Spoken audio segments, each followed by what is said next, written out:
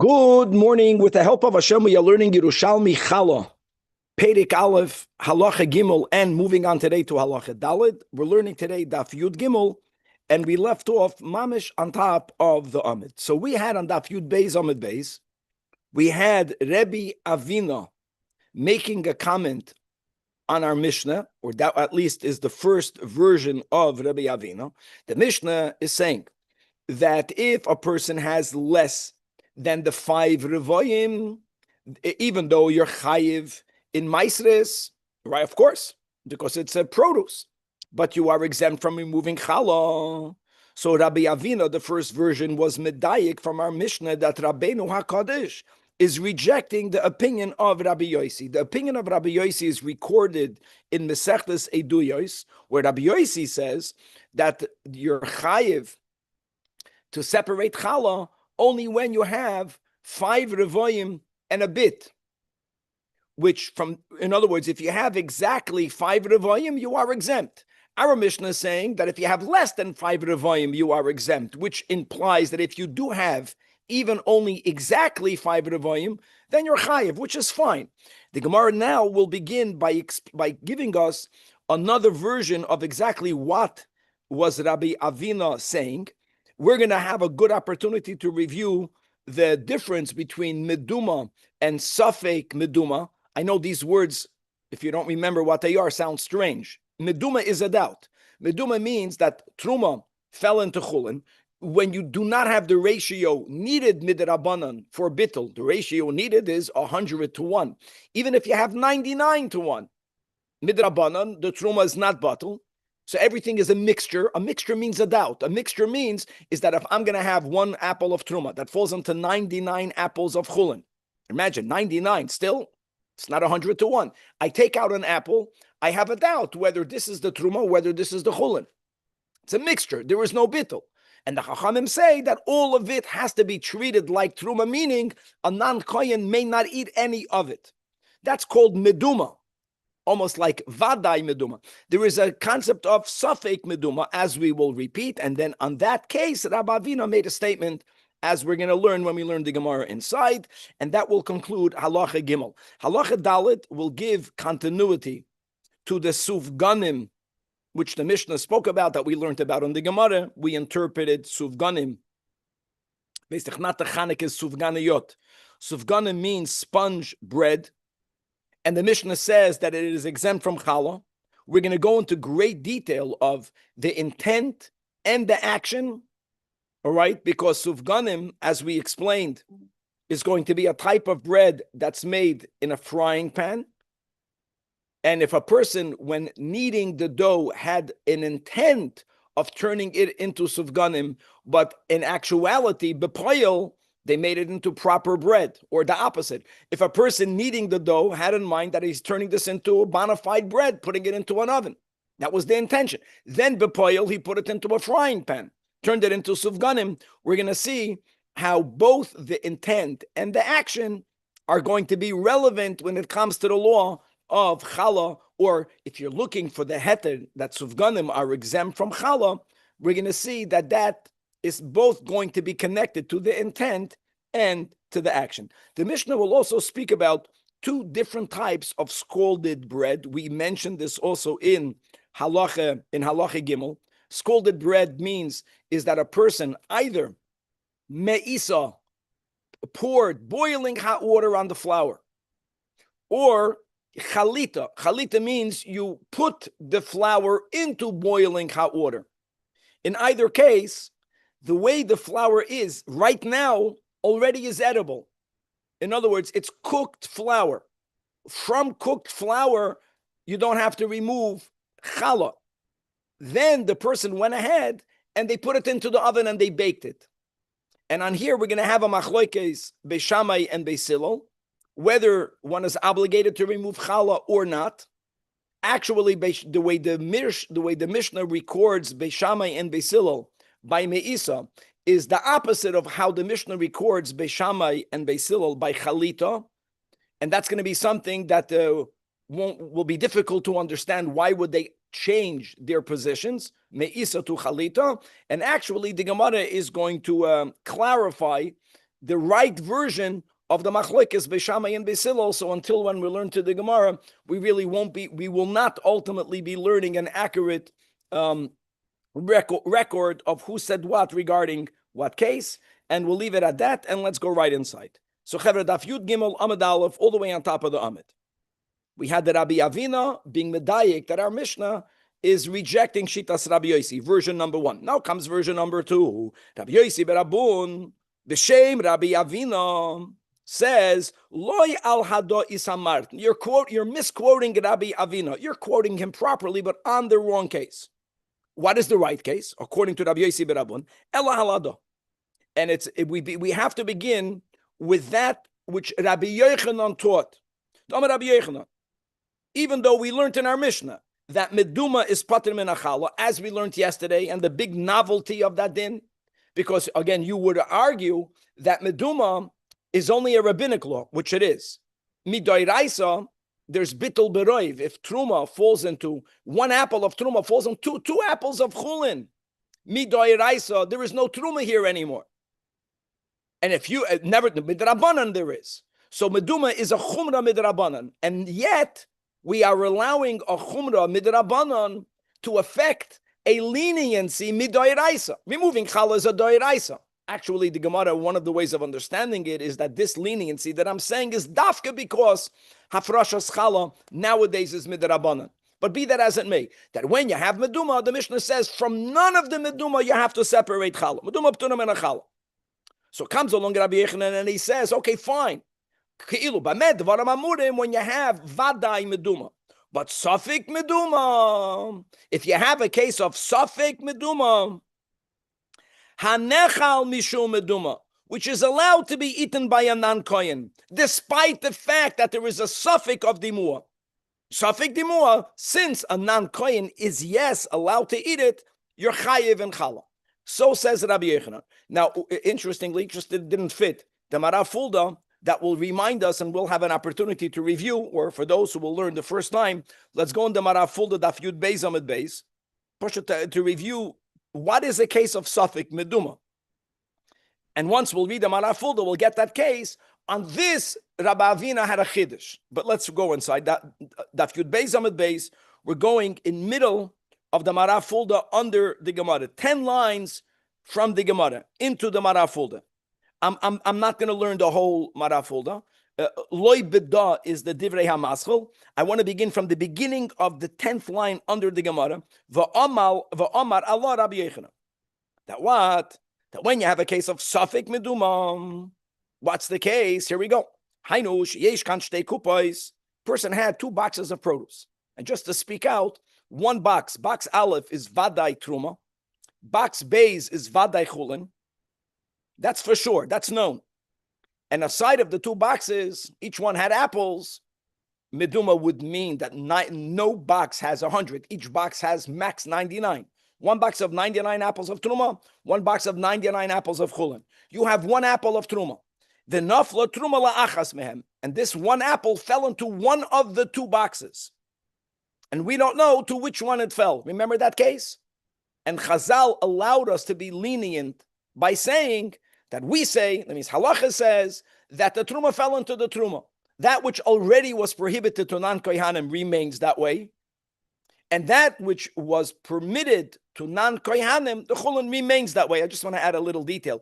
If I would have known vadai, that each box had 99 apples, then there wouldn't be any doubt. Because then all you need to do is you have to count how many apples do you have in box Aleph, how many apples in box Beis, and you'll find out which box into which box fell the Truma apple. It must be you didn't know. You don't know exactly the number. Okay, that's important. Now, Vahavalei Safek Dimua. That's the case of Safek Dimua, for which Chazal allowed us to be lenient. Tanecha lezorim mishum dema. No, it's in spite of the fact that there is a mixture. Nevertheless, non-kohanim can eat the chulin box. Ukegoin sheyesh ba'achas min hakupa is truma.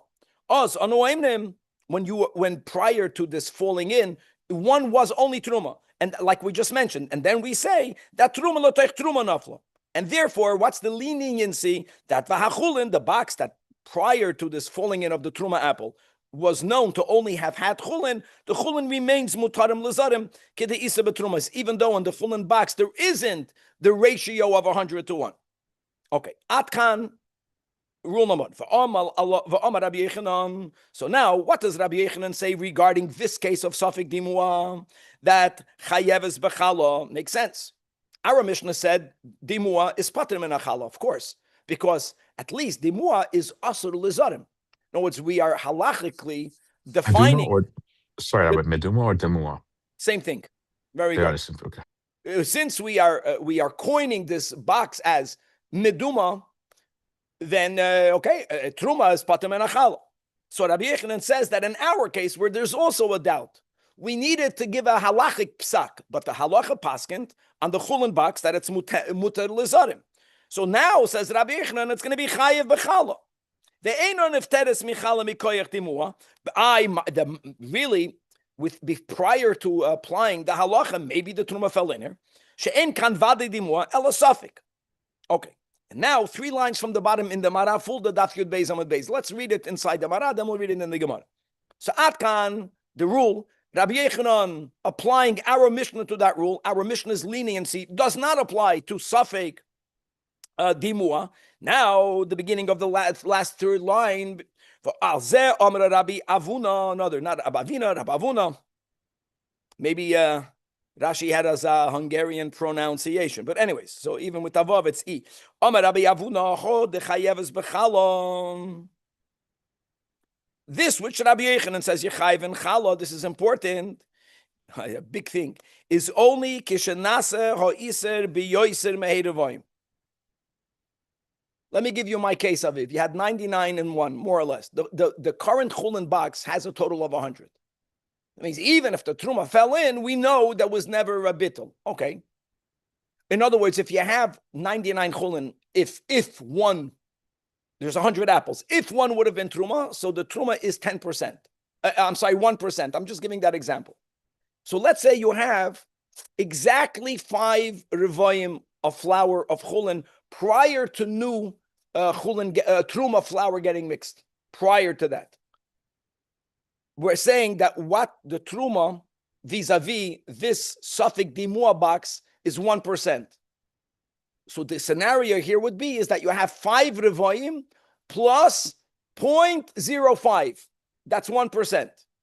Says Rabbi Yechanan that if you have right now in the Safik Dimua flour, not exactly 5 revoyim, but 5 revoyim 0.05, which will allow us to say that even if the truma fell into this box, from truma you don't take challah, discount the truma, discount the 0.5. Still you have 5 revoyim. That is where Rabbi Yechanan says you have to be mafresh challah. But if in this chulin Safik Dimua box now you have a sum total of exactly 5 revoyim b'tzimtzum, the last line in the Marafulda, even though mitzad, the question of can a non-kohen eat it, halacha says that we say the truma fell into the truma, no truma fell into the chulin flour. Says Rabbi Avuna or Rabbi Avina, yes and no. Concerning the question whether a non-kohen can eat it, we paskin the truma fell into the truma. But concerning the question of whether you're chayiv to be mafresh challah, we must have a scenario that even if the truma flour did fall into the chulin, we have enough only chulin flour to give us the minimum share of 5 revoyim. And if the sum total of the Safik Dimua is exactly 5, which means that if this is comprised also of truma, maybe the truma did fall in here, which means if you remove the truma, which you have to, because from truma you're not chayv and challah, you don't have the minimum exact 5 revoyim. Even Rabbi Yechanan will agree that you're patur, which is a gewaldige chiddush. It's al derech the concept of palgin and dibura. In other words, this is good to know. We keep on bumping into this. It's not pshat that when halacha gives a psak, this is what we say, Halacha is saying that this is actually what happened. It doesn't always work that way. If that would have been the case, if the concept of on the waimrim truma l'toich truma nafla, if we would taka say this is what happened, period, then even if the chulin box now has exactly 5 revayim, well, then you would also be chayv to be mafresh challah, because we already determined that the truma is not here. The truma fell into the other box of flour. But we are not saying that. We're saying that concerning the law of dimua, of can a non-kohen eat it? For that we say truma fell into the truma. The truma did not fall into the chulin. For that. But in reality, we still have a doubt. And therefore, we have to take that doubt into account when it comes to the din of challah. Let's read it inside the Gemara. In Daf Yud Gimel. Alei Rabbi Yosi B'Ravun says, B'Shem Rabbi Avina, B'Shem Rabbi Avuna. Hadod the Itmar. When does Rabbi Yochanan say that Safek Dimua? Right? Or Meduma HaNechel Mishum Dimua. Chayev B'Chala. That's only if right now you have Yoiser Mechameshes Revoyim. I'm giving you my ratio that you have 5 Revoyim plus 0.5 in the case where the max was ratio 1 to 99, which is 1%. So there is 1% more than the 5 Revoyim, which allows us to say that even if the Truma flour fell in here, Seder, deduct that. And you still have the shear of Chulin, Hamachayiv, Hafrashas Chala. And if this mitzum tzamim is also comprised of the little bit of flour of truma, which means when you discount that, which you have to, because truma is not chayv chala, you don't have the minimum shear, then even Rabbi Yochanan would say that meduma hanechal mishum demua will be pater menachala, ptur menachala, and which is gavaldik. And this is the way halacha works. Not every time the halacha paskins a certain way are we understanding it to mean that this is actually what happened. Many times, halacha gives up psak since we have a doubt. So halachically, we approach a doubt for the dinim of dimua looking to the right. For the dinim of chala, we approach the doubt looking to the left because there is a doubt. Not that the halacha was mevarer the doubt, but that the halacha is telling us what to do when in doubt. That's a good way of wording it. You understand? No, sometimes you have a suffix. So halacha says, well, because of a chazaka, because of a roiv, because of whatever halachic rule that clarifies the doubt, that sheds light, that removes the doubt. That's not the case over here. Here we are saying suffix dimua is mutar lizarim, not because we remove the doubt. We have a doubt, but concerning such a doubt, the halacha allows us to opine a certain way concerning a certain law, and concerning another law, the same halacha will opine in the opposite direction. L'chaim to that. That's important.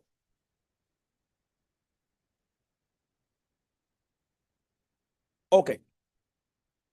We mentioned that the only place, I'm repeating words of great scholars, we're in halacha, even in halacha, we paskin concerning the same topic, like both opposite opinions, is some Kiddush HaChodesh, vis-a-vis how quick or how slow does the sun move, right? We have the machlokes between Shmuel and Abada, I think.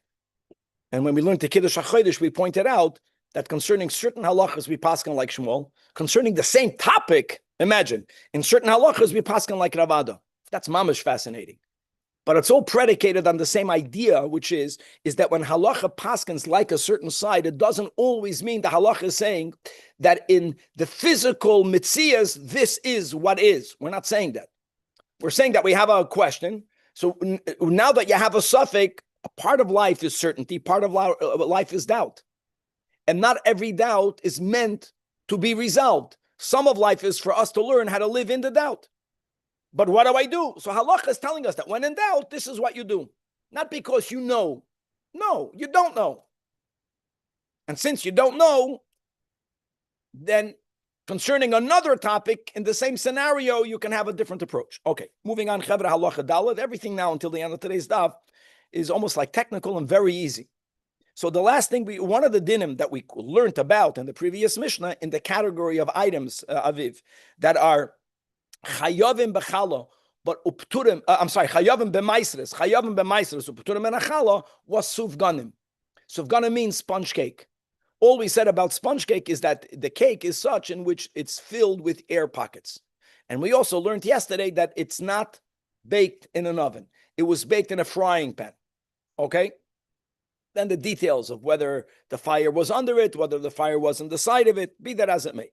Says now our Mishnah, what happens if you have a dough?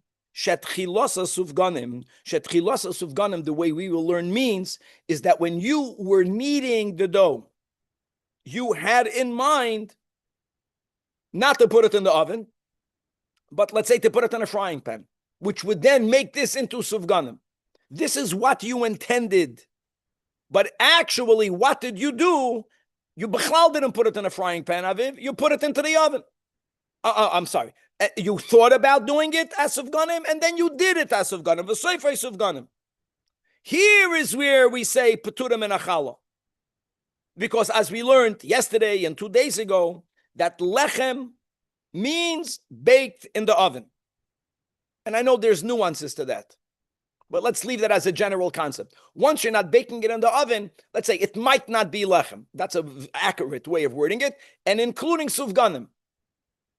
So when do we have the heter that sufganim is exempt from challah? When you needed it, you had in mind to put it in a pan, and then you actually put it into the pan. But what's going to happen if you only had one or the other? You didn't have both the intent and the action. If tchilasa isa, what happens, Aviv, when you started to knead the dough, your kneading it was with the intent of putting it into the oven. Now let me ask you, what's machayev? What triggers the obligation of separating challah? What's the answer? Having flour thoroughly kneaded. When you put water into flour, when all of it was kneaded into water, now you're chayev to separate challah. This person who was kneading the dough had in mind to put it into the oven. So the trigger happened or didn't happen? The trigger happened. If the trigger happened, this case is easier. Even now, even if you actually put it into the frying pan, even if the soifai sufganim, doesn't make a difference. Now, 1 second. If soifai sufganim, just to say, really, when do we take off challah? When you make it into a dough. But if a person forgot to take off challah when they made it into the dough, and they put it into the oven, what's the din? You take out all of the batch of bread out of the oven and you put it into a basket, and you remove challah from it. That will be the case over here. Was even if you ended up making this dough not into lechem but into sufganim, that means you fried it and you didn't bake it. Since when you kneaded it, you had in mind to bake it, the kneading is what triggers. It was triggered already. Doesn't help that you put it into the frying pan. That's easy. But the same thing will be in the opposite. If when you kneaded it, you had in mind to make it into sufganim, let's say to fry it, it can be also to cook it. Let's go with frying. No, it's not to bake it. So you would think, Aviv, chiyuv challah was not triggered. Here there's another nuance. You can't say the chiyuv challah is not triggered. You can say the chiyuv challah is dormant. That's the way to word it. Not that it's bechlal not there. It's dormant. Why? Lamay nafkamina. Because if taka you would fry it, then you'll never be chayiv. But here at the end, you ended up putting it into the oven, v'soifai isa. So when you put it into the oven, it awakened the chiyuv challah, even though it wasn't externally triggered when you needed it, because when you were needing it, you had in mind to put it in a frying pan. Chayav is b'challah. This is a gavaldik commission. In other words, when do we say that something is taka exempt because it was fried, Aviv? When you needed it with the intent of frying it and you fried it. If you had one or the other in either direction, you're going to be chayv and chalom. End of the sugya and the mishnah of sufganim. Now we're moving on to flour that was, it's called scalded or prepared with boiling hot water. I want to say the following. Try it. When you pour boiling hot water on flour, or if you put flour into boiling hot water, it's already edible as is. Okay, it's cooked flour. Chevra, cooked flour is never chayef to have challah removed from it. But if you want, you can now take this and knead it with oil or whatever and put it into the oven. And the question will be, we spoke it out already when we touched upon this. Do we say, or since the flour was already edible prior to baking it, it will never be chayiv and challah? Or do we say, no, you baked it, you're chayiv and challah? All right. So it says that ha me'isa. Now me'isa, there are two ways of scalding the flour. Me'isa is where you pour the hot water on the flour. That's the meaning of me'isa. Beishamai say that even if then you go ahead and you put this into the oven after it was scalded and you baked it, you will always be exempt. Why will you always be exempt according to Beishamai? Because since it was already cooked or / edible without further processing, you get it? So it's exempt. Exempt is exempt. Right? One of the cases where Beishamai is lenient, right? And Beis Hillel say no. The poil mamish, you baked it. And like we mentioned before, Bachlal, even if when you needed it, even if, we just said that, there's at that moment, nothing was triggered, but it's only dormant. If you put it into the oven, the baking it wakes up that obligation. Now, hachalita is the same idea, but in the opposite direction. Not that you pour the hot water on the flour, but you put the flour in a pot of boiling hot water. I know there are details that will be negaya, whether the pot is on fire, whether the pot is off the fire. Let's learn our Mishnah that the pot was off the fire. That's a nuance that's important. But at chalita, just chalita, me'isa, scalded, me'isa, flour in the water, you pour the water on the flour, me'isa, water on the flour, chalita, flour goes into the water. And Question, Rabbi? Yes? Isn't it a finished product already after the hot water was? Yes, finished if you want it to be finished, yes. So are you chiyuv after you put it in the oven? Because you baked it. Even though it was already a finished product. I want to add a detail. That's why I'm adding also is that even by chalita, the pot was off the fire. If the pot is on the fire, then it's really finished. Much more. Here it's not mamash finished. There is that part to that. Okay. Now, Beishamai is machayev and Beis Hillel is poiter. And now that doesn't make sense because we're not being consistent, right? They should have said the same thing. So when you learn the Mishnah, it's something that has to be understood. Why do they reverse their opinions by Chalita versus Me'isa? What we will have in the Gemara is that our version of the Mishnah is inaccurate, incomplete. And when we will clarify, we will see, really, just giving you at the end, that Beis Shammai will always hold pater, and Beis Hillel will always hold chayev, as we will see. Okay. Next case in the Mishnah. When a nazir brings his karbanos, he also has to bring 20 loaves of bread made into two types. Each type has 10 loaves of bread. When I say the word bread, I know it's not chametzdika bread, but it's bread.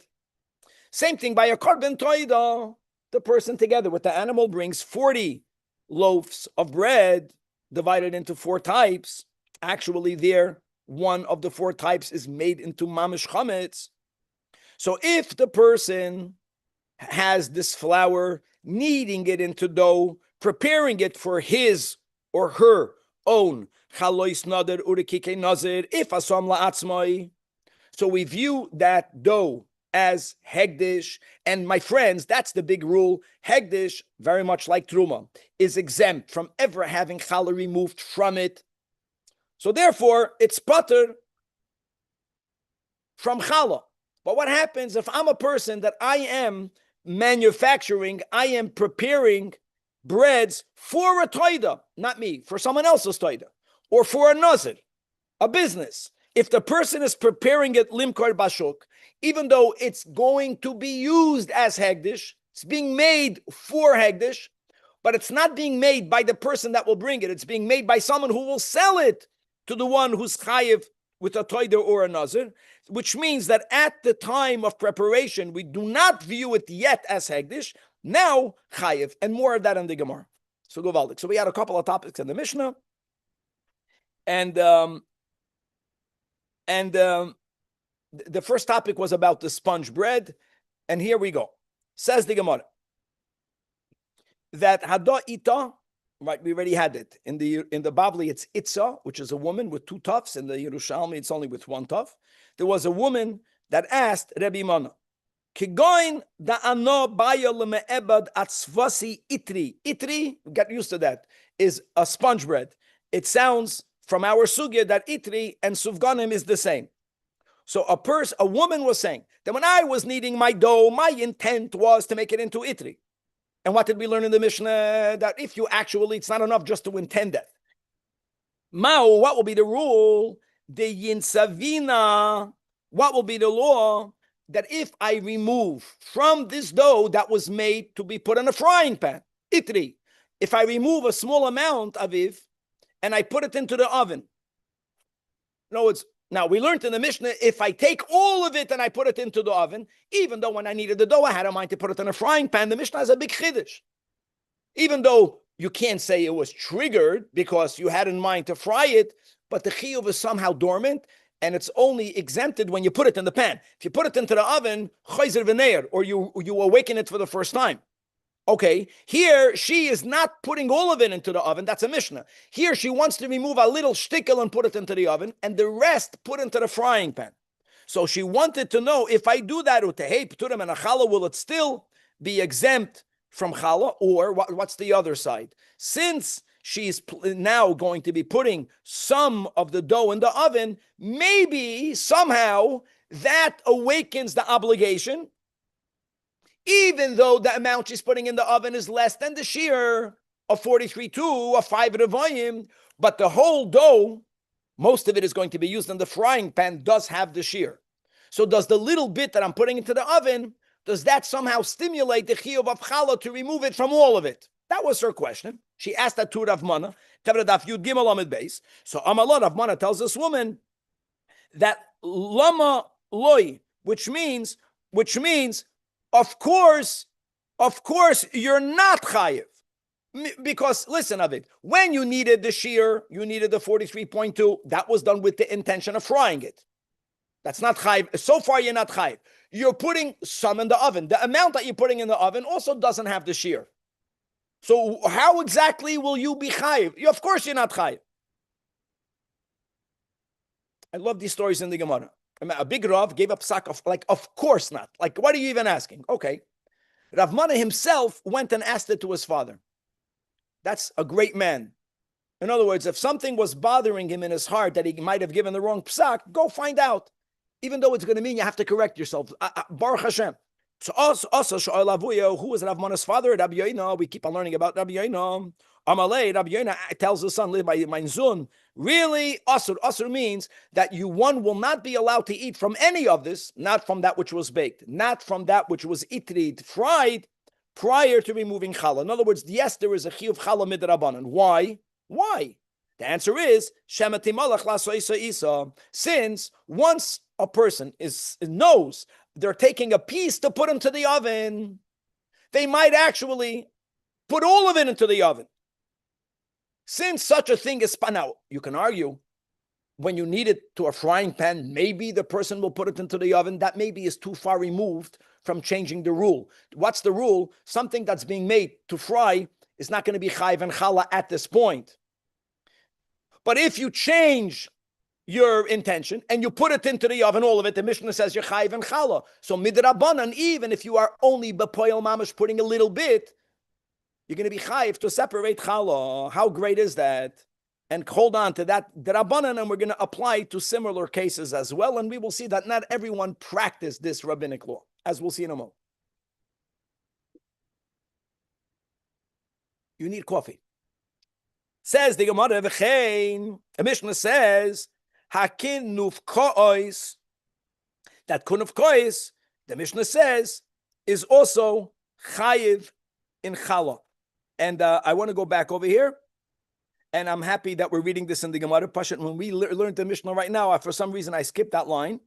And I want to say right now, kinuf kois, the Mishnah says, right, if you had tchilasoi, soifa, either way, chayev bechala, v'chein ha-kinuf kois chayavis. What's kinuf kois? Kinuf kois is a type of bread that's lechatchila made to be crumbled and to be fed as baby food. but it's baked in the oven. Even though it's baked in the oven, not to be eaten as lechem, it's baked in order for it to be crumbled. You're still chayiv and chala. So says the Gemara, what's kinuf kois? Rabbi Hananya ben Ogoil. I love these names. Or Rabbi Yeshua ben Levi, Omar, or B'Shem Chizkiah, that this is buklita, fine flour. Fine flour means that the intent of this bread is to make it back into flour, to mamish crumble it. And I'll tell you more than that. But buklita was not only did they crumble it, aviv, then they cooked it. Was when you baked it, that's not your final product. You're going to crumble it and you're going to cook it, and you fed it to babies. So nevertheless, the Mishnah says, well, you had flour, you kneaded it into dough, you put it into the oven, you're chayiv challah. Gewaldig. Says the Gemara, Rabbi Yeshua ben Levi Omar, Shaloi Toimer. There's a novelty here. In other words, one should not say what one might have said. Since this type of buklita is that the baking is not the end of the line. It's not the end of the production. You plan, after it comes out of the oven, to completely crumb it down, to break it down, to turn it into crumbs, to turn it into fine crumbs. So you might have thought, that's the komash malan. No, doesn't matter. Even though we know that's your intention, you're chayiv and chala. Says the Gemara, Omar Rabbi Bar Zavda Isas Mavrin. Dumpling dough is something very similar. It's a dough that's baked. And after it's baked, it's ground. It's made back into crumbs. And then it's cooked. Made into or fried dumplings. Is that the way people make dumplings today? I know by the Wiesel Finn wedding, they had dumplings. Maybe that's how they make dumplings. We learned about it. It's still chayiv and challah. And again, the same chiddush.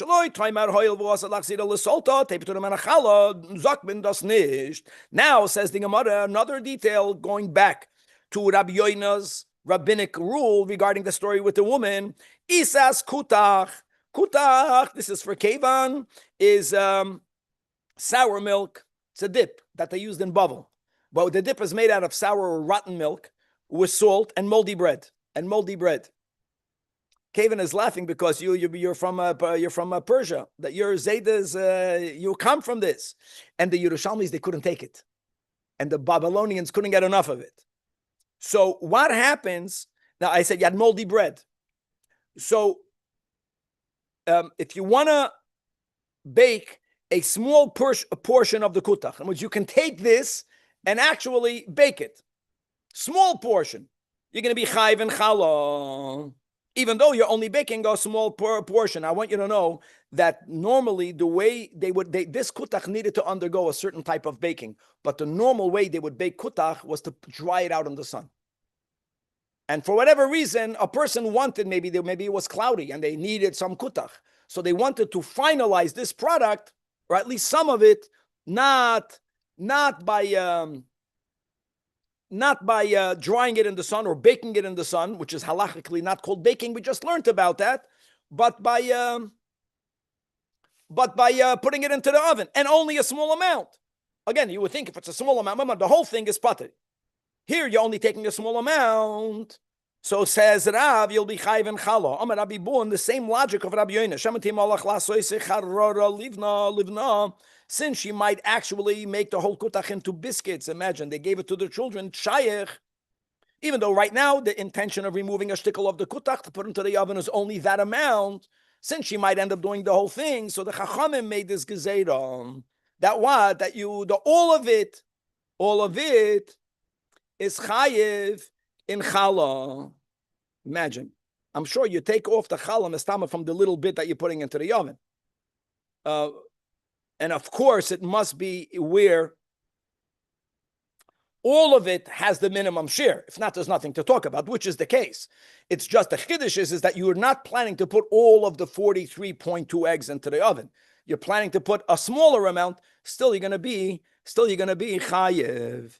Says the Gemara, I lost the connection to the machine. I'm happy that the Zoom is working. I hope the machine is working. Says the Gemara, Amar Rabbi Mana, as we will see right now, that not everyone knew about this rabbinic decree. So, and because of that ignorance, where people thought that when you are baking a small portion from a dough that is in itself as is exempt, that small portion doesn't have to have challah removed from it. People were not aware of this Gzeira de Rabbanan. So we have to announce that people who are making avitzin, or some argoides chavitza, the yeyoin of the loin pachos mikashir, even if they are only planning to bake some of this type of avitzin dough, which again is not chayiv and challah, because it's not going into the oven. If a person is taking a part of it and planning it to put into the oven, that since people, from their unawareness of Rabbi Yoina's Gezeira, Rab's Gezeira, the inun savna shipatura, even though be'emes it's chayeves, but people should announce, people should be aware that if they plan to put all of it in the oven, that no one is allowed to forget. In other words, if you put avitzin into the oven, you got to be mafresh challah. The emes is, even if you put a little bit of it, yeah, like we're saying, you're chayiv to be mafresh challah. People don't know about this Gezeira de Rabbanan. But what may never be tolerated, there's an unawareness that's not accepted, is that no one should think that if you are making, let's say, a kutach, and you are planning to pull the kutach into the oven, vada you're chayiv challah if you're putting the sheer amount. Even though other people dry it in the sun. If you're planning to put it into the oven, then it's bona fide baking, and therefore this dough is chayiv and challah. Says the Gemara, Hame Isa, and like we mentioned, it doesn't make sense for Beis Shammai and Beis Hillel to mamish reverse their opinions when they're very similar. Hame Isa is where you pour water on the flour, and Chalita is where you put the flour in the water. So Tani we learned in a Brais. Rabbi Shmuel be Rabbi Yosi Omer Mishum Aviv, in the name of Rabbi Yosi. Eza Me Isa Hanoisen Chamen L'Toich Kemach. That's when you pour the hot water onto the flour. What's Chalita Kemach L'Toich Chamen? They're both very similar. So now the Gemara wonders, Asa Chame Tashama, come and see in the Yerushalmi. Doesn't make sense. If in the case of Nechla Kol Tzarcha, that's Kaven Mamash what you said, when you put the flour into the pot, then it gets even more readied. That means even though you will put it into the oven, but right now you could eat it as is. And if Beis Shammai is machmer, so if Beis Shammai is saying in the case of Nechlata, of Chalita, that if you actually put it into the oven, you're mechayiv, so then for sure Beis Shammai should have said in the case of Me'isa, because when you pour the water on the flour, the water cools off a little bit. Irui Klei Rishon and Shabbos is not as bad as Klei Rishon. So there Beis Shammai poitrin, and it makes no sense. So indeed, clarifies the Gemara that Rabbi Yosi and Rabbi Yasa b'shem Chizkiya b'shem Rabbi Chia b'shem Rabbi Oishia, that really what happened was Shnei Talmidim Shanu Oisa. What does that mean? You had two Talmidim, and each one had a different version what Beis Shammai and Beis Hillel said. And Abenu HaKadosh is quoting both Talmidim. But the Talmud that says that Beis Shammai says that by Chalita you're chayiv, that Talmud says that Beis Shammai says that by Me'isa, Beis Shammai says you're chayiv. And the opposite in Beis Hillel in both cases. The other Talmud that had his tradition reversed has it reversed in both cases. In other words, whatever Beis Shammai said in one, he said in the other. Whatever Beis Hillel said in one, he said in the other. We don't know what they said. So that's the way Rabbi recorded the Mishnah. The same thing on Daf Yudalid. Rabbi Imi b'shem Rabbi Yechid, same thing. Al hadavar hazeh, because of this impossibility. How do you understand the Mishnah? I went to Rabbi Hoshaya Ruba in Caesarea, in Kesarin, for Amarli, and he told me the same way that Shnei Talmidim Shanu Oisa. So Beis Shammai had one opinion by both Me'isa and Chalita. Beis Hillel had one opinion. What is their opinion? Machloikas of two Talmidim, and Rabbi Rabbeinu HaKadosh recorded both. And with that, we'll stop. And God willing, I want to say just for the Chevra, that we're going to the oil Monday morning. And again, I can't teach because I'm traveling Monday